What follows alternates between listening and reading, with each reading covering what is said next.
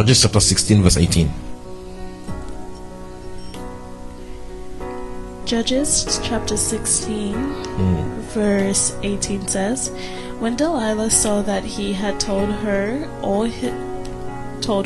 his heart, she sent and called for the lords of the Philistines, saying, come up once more, for he has told me all his heart.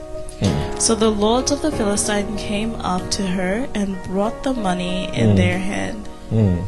Glory. The third one, I call it the gold mine. So that relationship, we call it the gold mine. Alright.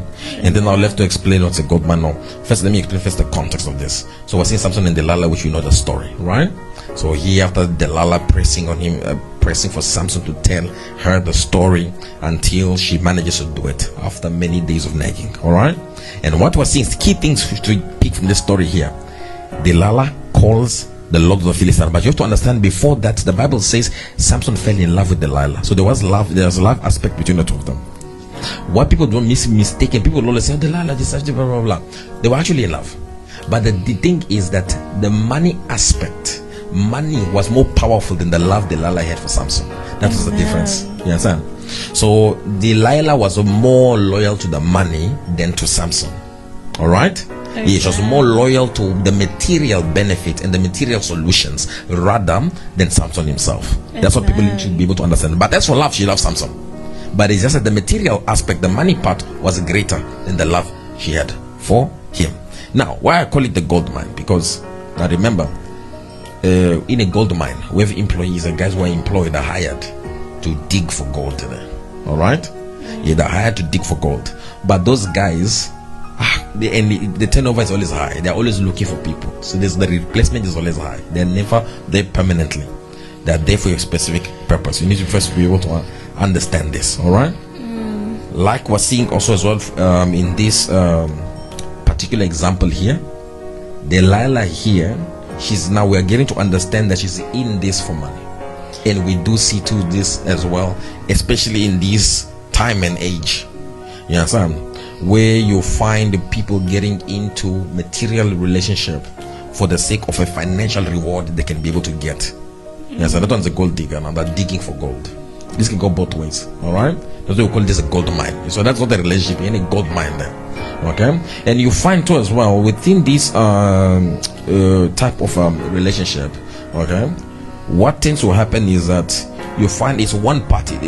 For any relationship to qualify for this, is that one party must be wealthy than the other. Yes, one party needs to be wealthy than the other, and then the other one has to be sucking off the wealth of the other one. Alright? This is what we call it the gold mine. And the problem with this one is that you will never truly know that this person is there for you or for the gold that is there. Gold meaning the money or the financial reward that is there. Okay? You'll never truly know if that's the case. You understand? So it becomes hard for you to be able to discern or detect. You'll be able to discern which is which and where their loyalty and priorities lie. Okay? Because the gold is present. Like I was saying in this situation, typical example of this. And one thing you have to also just understand is that, especially based on this context, scriptural context, after Delilah got the money, that's it. In gold mine relationship, when the person who is aiming for the gold in the relationship or financial incentive, after they get what they want in terms of financial reward, or all the connections, the contacts, whatever, they leave. That's it. They don't need you anymore. They will need you as long as you are useful, as long as they haven't gotten the gold. As long as they haven't gotten the financial incentives, you are useful. Just like you see, after she got the money, sometimes you can go away. So the risk of it is the person with the gold. You see Samson, his eyes will be removed off. Meaning is that if you are in that type of a relationship, you are not aware of it, your vision, your direction is likely to be distorted. I'll give you a typical example of a gold mine. It was Kanye and Kim's relationship. Kanye was the one who was mostly wealthy, and then she came up. The moment her wealth even surpassed his, she dumped him in the sun. When he started facing the heat, and look where is he now? Directionless, doing anti-Semitic stuff. That's a typical gold mine. You understand? Yeah, that's a typical example of a gold mine relationship. So after using that pretty much, it can go both ways. I'm just using that as an example so people can be able to understand when we talk about the gold mine. You understand? Yeah. The others now.